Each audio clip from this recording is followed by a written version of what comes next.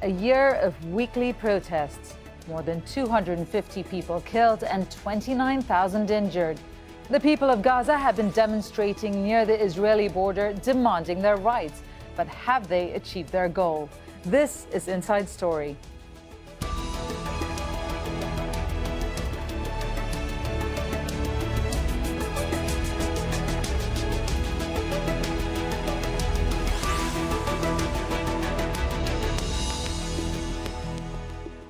Hello and welcome to the program. I'm Divya Gopalan. March 30th marks a year since mass demonstrations began at the fence that separates Gaza from Israel. And since then, Friday afternoon prayers have been followed by demonstrations by hundreds of Palestinians. They are demanding their right to return to their homes and the land their families were expelled from 70 years ago. Israeli soldiers have responded by firing live ammunition. And Gaza's health ministry says they've now killed more than 250 people and injured thousands. Of those hurt, the United Nations says more than 120 people have had one or both legs amputated. And UN investigators say Israel has committed war crimes. All this at a time of heightened tensions in the region. So what is the way forward? Well, there's plenty to discuss with our guest, but first, Harry Fawcett sets us up with this report. Atala Fayumi has been involved in the weekly border protests since the beginning. His right leg had to be amputated after he was shot by an Israeli sniper last April. As soon as he was able, he started going back again every week. But this weekend's first anniversary, he says, is different. I'm not going anywhere. Why should I go? On Saturday, there are going to be a lot of people killed. Tensions have risen again this week after a rocket fired from Gaza hit a family home north of Tel Aviv, injuring 7. The Israeli airstrikes that followed destroyed the offices of Hamas's political leader, among dozens of targets. Israel has built up ground forces on the Gaza border, threatening further military action. All Israelis should know that if a comprehensive campaign is required, we will enter it strongly and after we have exhausted all of the other options. Those options centre on Egyptian mediation towards a deal understood to involve calm on the border and an end to rocket fire in exchange for an easing of Israeli economic restrictions and the expansion of a UN job program. The seeds of the tension and confrontation are still existed in Gaza Strip unless the bigger problem of Gaza, which is a political end of the occupation and end of the siege. I expect that there will be more rounds of confrontation. The Great March of Return protests began on the 30th of March last year after a call to action against the Israeli siege by civil society groups in Gaza. Since then, Gaza's health ministry says Israeli snipers have shot and injured more than 6,500 protesters, killing more than 250 people, children, journalists and medical workers among them. A UN investigation found that while some protesters used violence, the vast majority were unarmed and peaceful. It stated that Israel had no justification for using live bullets, and there were reasonable grounds to believe it had committed serious violations of human rights. For 12 months now, the protests in these border areas have been an expression of the sheer desperation felt so widely in Gaza, but increasingly in evidence has also been Hamas's ability to dial them up and dial them down. Now, with the Israeli army staging a major show of force on the other side of this fence, Gaza's ruling faction has to decide how to calibrate this weekend's events in order to get what they most want, major concessions out of Israel. And Hamas is under pressure to get results. Earlier this month, protesters went to the streets instead of the border over price rises and tax hikes. Hamas security put the demonstrations down with beatings and arrests. At the core of those protests, the same feelings of despair and frustration that for a year now, and despite all the risks, have brought thousands to the border week after week. Harry Fawcett, Al Jazeera, for Inside Story, Gaza.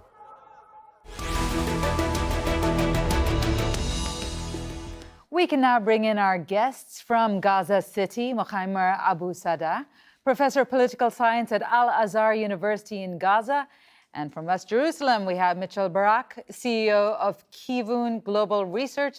And he was the advisor to the former Israeli President Shimon Peres and speechwriter for the ex-Prime Minister Ariel Sharon. And from Haifa, Israel, by Skype, is Saleh Hijazi. He's the Deputy Regional Director covering the Middle East and North Africa region for Amnesty International.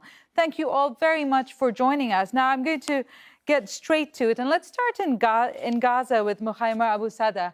Firstly, as we're talking about these anniversaries, as the anniversary of the protest is coming up, what's your expectation for it? Do you expect that there will be large turnout and we'll see the kind of momentum that has been building up?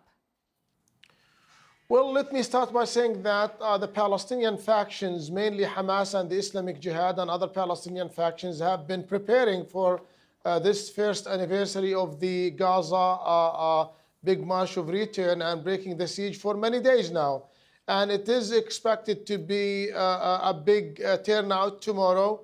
And now the question whether there will be violence or there will be death and injuries tomorrow or not, it will be seen. But my understanding is that the Egyptian security delegation, who have been shuttling between Tel Aviv and Gaza for the past 48 hours, are trying to diffuse any further violence between Gaza and Israel along the border tomorrow. But my estimation is that there will be tens of thousands of Palestinians commemorating the first anniversary of the Great March of Return. And also it's coincided with Land Day here in Palestine. But I believe that the Hamas and the security services which belong to Hamas, they will try to restrain Palestinian protesters from approaching the separation fence between Gaza and Israel and try to minimize the number of casualties on the Palestinian side. But it depends on the behavior of the Israeli snipers and Israeli soldiers who over the past year have killed more than 260 Palestinians and injured thousands of Palestinians over the past year. Now, Mitchell Barak, I've seen you nod over there. What is your expectation, or what is the expectation from the Israeli side as we come up to this big day? Well, I'm sure it'll be a successful turnout because, as he says, the Hamas and Islamic Jihad, two terror organizations bent on the destruction of Israel, have rented hundreds of buses. And there are 38 different locations throughout the Gaza Strip, and they're going to be busing people to 5 different locations on the border. So I'm sure it's going to be a very big turnout. But my question is, are you going to let kids on the bus? Is this going to be where you put kids in the front line like you did all last year and all last summer, where you're going to push them up to the front lines and tell them to go rush the fence? I think you have to have some responsibility here and understand that rushing a fence and trying to break through a border or releasing flaming kites or putting kids in the front line or launching missiles, even by accident, which you say you do, is not going to go on the Israeli side. Israel will be there with massive force to protect its border and to make sure that nobody comes through and that kites aren't launched. And that's been the problem the last year, is that Israel has had to respond to all these new kinds of threats over the border, and that's where it stands on the Israeli side. Israel is not looking for an altercation, is not looking for a fight, is not looking to use force, especially now right before the election. So let's see how the other side behaves. But if you're busing people in, then you got to control those people. Okay, you brought up so many points we need to talk about there. But first, let's go over to Haifa and Saleh Hijazi. And let's stay with this line of responsibility. Amnesty has been documenting the past year of protest. Tell us about the findings of your latest report, which I believe you were an author to, and the main message that comes out of it. Well, yes, as you said, we've been monitoring and documenting the violations in the context of the protests for now exactly a year. This also has been done by local human rights organizations, both Palestinian and Israeli. And we've also had a UN Commission of Inquiry report published a couple of weeks ago in the Human Rights Council. What we found is that the Israeli forces have been using unlawful lethal force, excessive force against the Palestinian demonstrators along the fence. This, which has led to unlawful killings, many of which are amount to war crimes. There's also, we've documented a pattern of the use of force that has led to severe injury, life-changing injury of protesters, and that's what has pointed to what seems like a policy of maiming and causing these severe injuries to the protesters. The targeting has also included medics, journalists, and children. According to the UN Office for the Coordination of Humanitarian Affairs in the Occupied Palestinian Territories, OCHA, 195 Palestinians have been killed in the context of protests in this 1 year span, including 41 children, and there's been more than 29,000 injuries According to the Commission of Inquiry report, they've investigated over 180 killings, as well as injuries. And in the report, they expose 122 injuries life-changing injuries where people have lost their limbs. These include 21 children. So this is a very dangerous pattern. We are extremely worried about what's going to happen tomorrow. Israel has an obligation to refrain from using excessive force. This is in terms of law, it's a policing of demonstrations. It's not active hostilities, and therefore Israel should, as also the occupying power, have the safety of the people as its top concern here. We'll go through some of those points you talked about in detail. But first, let me go back to Mukhaimer Abu Saada. First, one of the themes of this program is what has been achieved by these protests. And to put it bluntly, as we're hearing those numbers, aside from more injuries, aggression from Israel, deaths, what have these protests actually achieved for the Palestinian people? But please, if you could allow me just to respond to what was mentioned by Mitchell Barak from Jerusalem before I answer your question. It seems to me that Mr. Barak is ignoring the fact that Israel is occupying Palestinian land for more than half a century now, and also Israel is besieging the Gaza Strip and enforcing collective punishment on 2 million Palestinians in Gaza, where life conditions have deteriorated to a very low level. And let me also alert your guest, Mr. Barak, that it's Israeli snipers and Israeli soldiers who have killed hundreds of Palestinians and injured thousands of Palestinians. Not all of them approached the fence. Some of those, yes, some of those who were killed and injured were approaching and were trying to infiltrate the fence. But as it was documented by Amnesty International, there were many Palestinian civilians, journalists, paramedics, and civilians, children, who were shot and killed, and they were very far away from the separation fence between Gaza and Israel. Anyway, going back to the question, what has been achieved over the past year?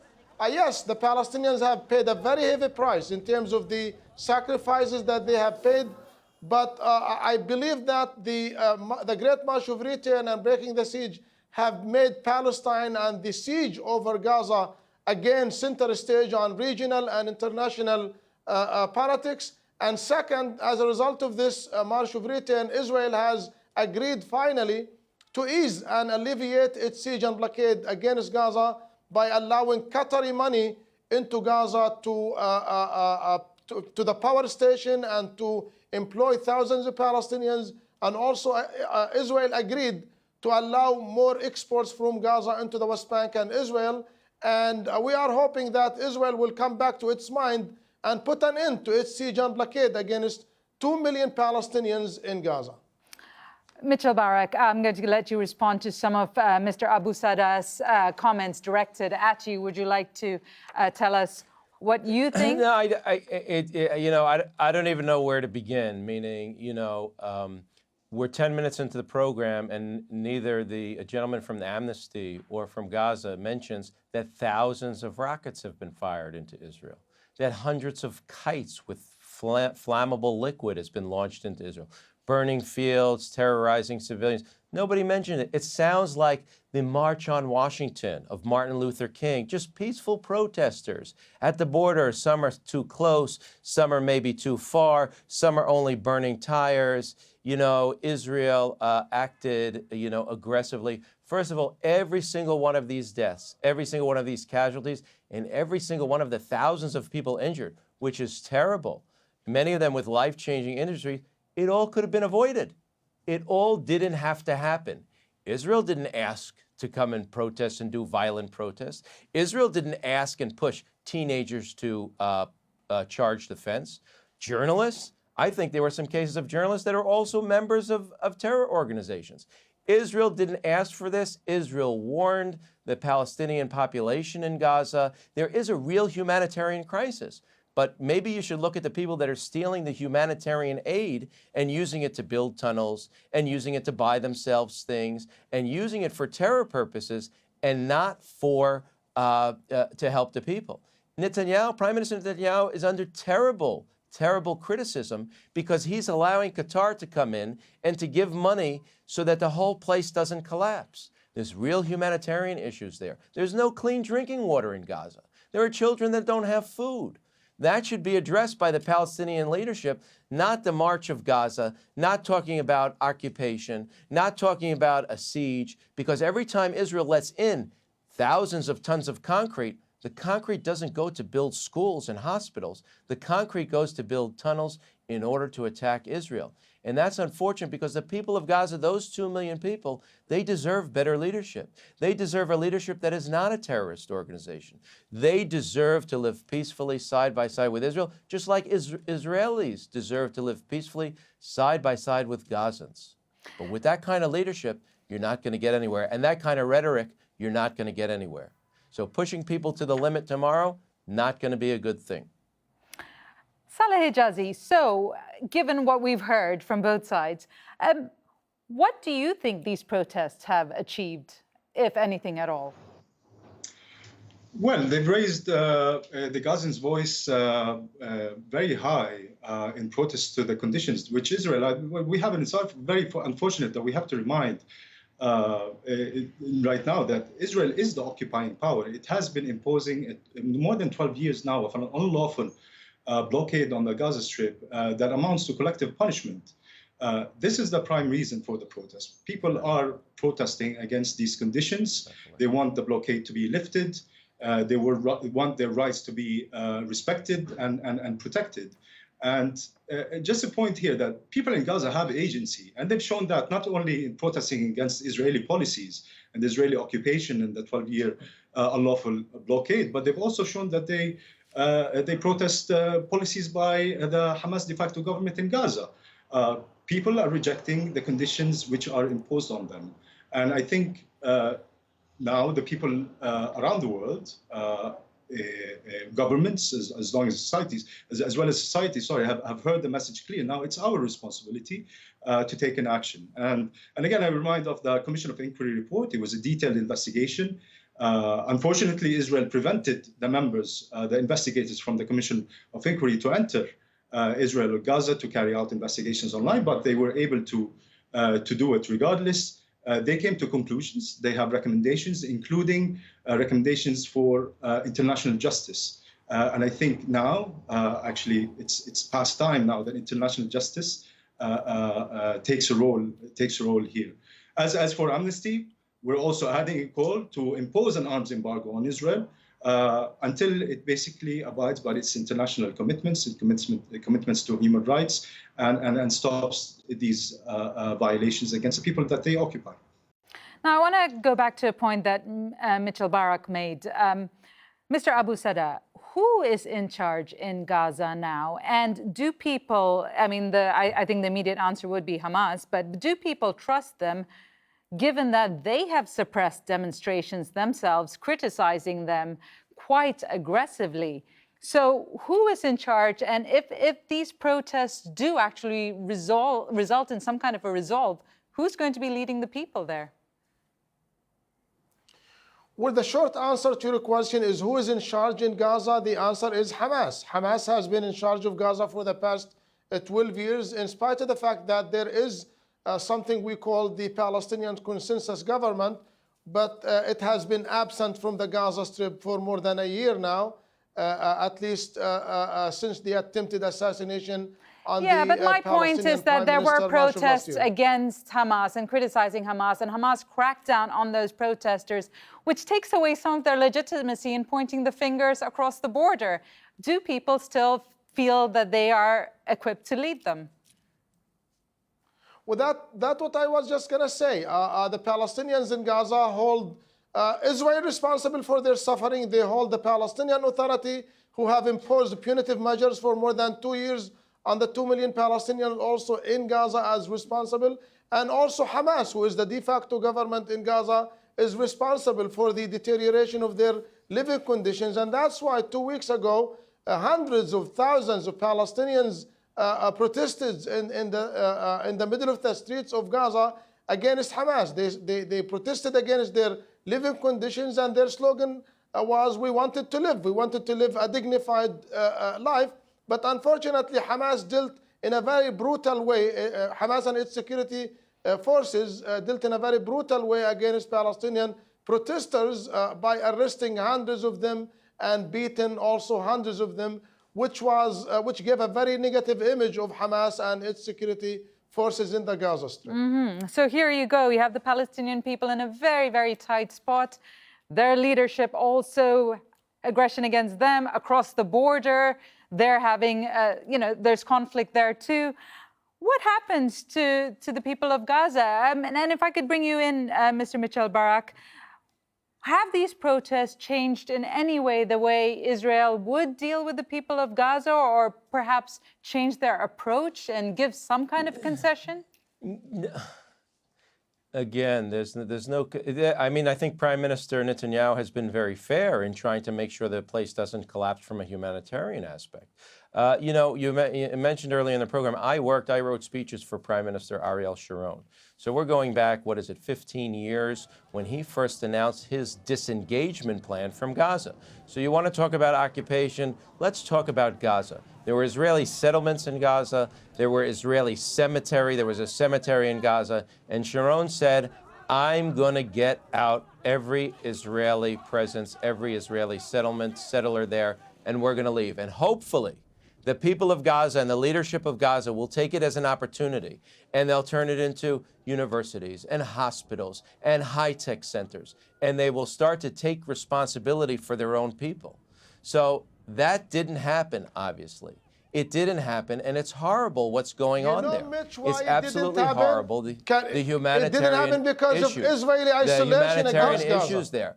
But again, the blockade, again, how many tons of cement can you let in before you realize that cement is going for bunkers in order to tunnel into Israel? Okay, why should Israel allow that? Right.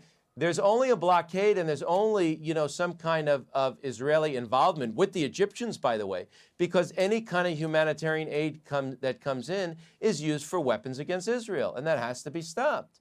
You have the opportunity. The people in Gaza have the opportunity. Take care of yourselves. Stop sending children to the front lines. Stop releasing balloons. And those are real war crimes. When you fire a missile into a country indiscriminately, into a civilian population in Tel Aviv, in Sderot, in Beersheba, when you throw a flaming balloon, Mitchell Barak, sorry, I'm going to have to cut you short there. We're running out of time, I'm afraid. So you can I'm cut going me to as let short as you want. Mukhaimer Abu Saada respond very quickly before we end this program. Well, thank you. What I wanted to say is that, yes, Israel disengaged from the Gaza Strip in the summer of 2005, but right after that, 6 months after that, the Palestinians held their parliamentary elections in the Gaza Strip, which led to the winning of Hamas, the majority of the seats in the parliament. And as a result of that first-time democracy in Palestine, Israel refused to recognize or acknowledge the result of Palestinian elections and imposed isolation against Hamas and isolation against the Palestinian government. Even before Hamas took its responsibility as a government, it was Israel. It's a terror organization. Gaza, yes, it's a terror organization. It's collective management on the Palestinians. All right, I'm afraid we'll have to leave it there. It's been a great defined. It's a terror organization defined by the United States. And they call for the destruction of Israel in their charter. Should Israel recognize that? Yeah, change the charter. As if the US, that's all Israel said at the time. Change the charter. As if the U.S. has respect to international law. As if the U.S. have a good faith in international law and international legitimacy. Okay, looks like we're not going to get agreement on this program, and definitely no agreement between the two sides from Israel and Gaza. But definitely great to have this discussion. It's much needed. Good to have you all on this program. Really do appreciate your time. I want to thank all our guests, Mukhaimer Abu Saada, Mitchell Barak, and Saleh Hijazi. And thank you too for watching. You can see this program again anytime by visiting our website, and you'll find that at aljazeera.com. And for any further discussion, you can always go to our Facebook page. You'll find that at facebook.com/AJ Inside Story. And don't forget, you can always join the conversation on Twitter. Our handle is @AJ Inside Story. From me, Divya Gopalan, and the whole team, it's goodbye for now.